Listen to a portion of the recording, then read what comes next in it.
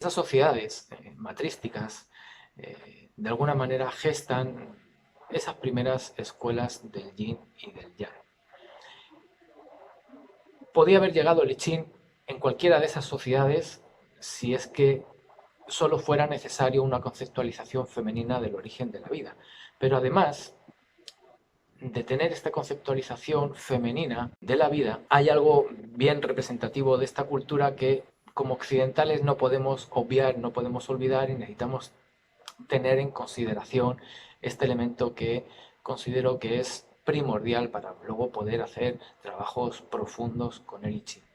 Y en este caso es lo que podemos denominar como caligrafía. Los seres humanos llega un momento donde dejamos de emitir sonidos, nos relacionamos con un código un poquito más desarrollado, más estructurado, evidentemente más modernizado y también más evolucionado. Aparecen las lenguas. Y en este caso, como pasa en otros países o en otras regiones de Asia, eh, esta cultura china no tiene propiamente un alfabeto como tal, sino que su comunicación bueno, pues se hace a través de ideogramas, es decir, grafismos o imágenes que sugieren ideas. Esto es algo bien importante de poder observar porque el I Ching, como tal, pues es una imagen y representa una situación para darme a entender una energía, para darme a entender algo que se está manifestando con ciertas características que esta imagen las puede representar, ¿no? Entonces, en esta cultura se comunica y se desarrolla en torno a un sistema que está basado en la luz, puesto que es una imagen y la imagen la percibimos a través de la luz, la cantidad de información que nosotros dejamos en un sistema que se basa en la luz es mucho mayor a toda la información que podemos dejar en un sistema que se basa en el sonido, como ocurre en las lenguas indoeuropeas. Es decir, que cuando yo escribo una palabra y utilizo el fonema verbal, utilizo un sistema que es auditivo. Yo lo escucho y adentro pues ocurre algo porque yo sé que esa palabra con esa entonación pues tiene un significado, ¿de acuerdo? Pero esa información que yo puedo transmitir en ese código es mucho menor porque la velocidad del sonido es inferior a la velocidad de la luz. Entonces la cantidad de información que va a transmitir esos ideogramas es mucha más abundante, más rica que la que puede llegar a transmitir un código basado en un alfabeto. Esto es importante, insisto, en recordarlo para luego poder nosotros desestructurar nuestra mente y poder ir al I Ching en términos de imágenes, no en términos de conceptos y mucho menos en términos de palabras. ¿De acuerdo? Los conceptos vienen después de la imagen.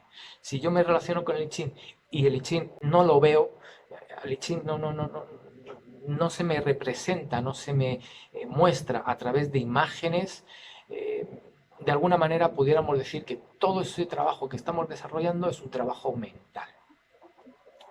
Es decir, que ese alfabeto se sostiene en ese lado del cerebro lógico-racional, mientras que esta cultura, con este pensamiento chino, con esta caligrafía, con estos ideogramas, su sistema de comunicación se sostiene en un aspecto creativo o libre de esa conceptualización. Otro aspecto muy importante para luego poder entender el I Ching en otros términos, ¿de acuerdo? Cuando observamos las lenguas, vamos a decir como occidentales, observamos que tienen un núcleo que le llamamos verbo, ¿no? Y el verbo genera una acción, pero ese verbo está conjugado. Mientras que en estos ideogramas chinos o en esta manera de hablar, de este pensamiento chino, el verbo está en infinitivo. Significa que no tiene estructura temporal. No hay un concepto dentro del verbo asociado al pasado, al presente o al futuro. Es decir, que todo lo que ocurre está aconteciendo ahora. Entonces la mente, si yo utilizo esa manera de expresarme, empieza a sostenerse en ese aquí y ahora, mientras que el lenguaje occidental genera una estructura verbal con conjugación y abre a la mente a unos aspectos pasados y a unos aspectos futuros que luego, pues dentro de eso que llamamos desarrollo personal, intentamos generar técnicas prácticas para sostenernos en ese presente, porque la manera que tenemos de comunicarnos lleva incorporado esa estructura temporal. Mientras que en este pensamiento chino, pues eso no existe. Entiendan que hay esas diferencias entre esta manera de comunicarse, bueno, pues de estas sociedades o culturas occidentales. En las lenguas occidentales hay pronombres posesivos, por consiguiente, lo que ocurra en el verbo me pasa a mí o le pasa a un alguien, porque el pronombre posesivo vincula lo que está aconteciendo a través del verbo a ese sujeto, ¿no? Le da posesión de eso que está ocurriendo, de eso que está realizando el verbo. Mientras que en la cultura, en este caso china, esos pronombres se quedan como en pronombres personales en el sentido de que eso que está ocurriendo está pasando a través de, no le está pasando a, está pasando por o a través de.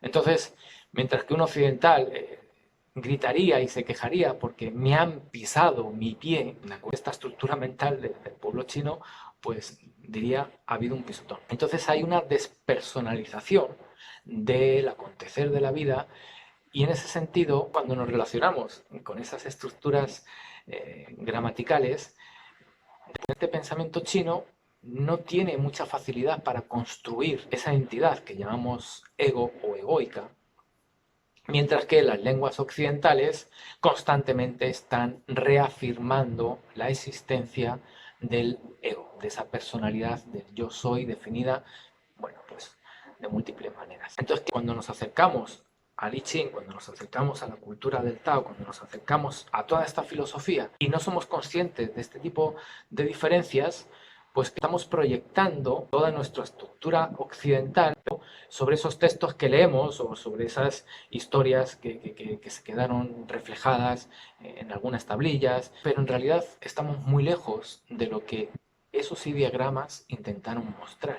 Porque cuando yo veo la imagen, a la hora de interiorizar la imagen, todo el programa que hay en mi mente hace algo con esa imagen. Y ese programa que tiene mi mente occidental no es el mismo programa de esa mente oriental. Entonces la misma imagen no me va a llevar al mismo lugar o no me va a transmitir la misma idea. Así que dentro de las clases, dentro de todas las formaciones que hago, intento que los alumnos desprogramen este tipo bueno, pues de estructuras que yo considero que son limitantes para poder acceder, bueno, pues a otra mirada, a otra visión, no solamente del I Ching, sino de nosotros mismos y de la vida.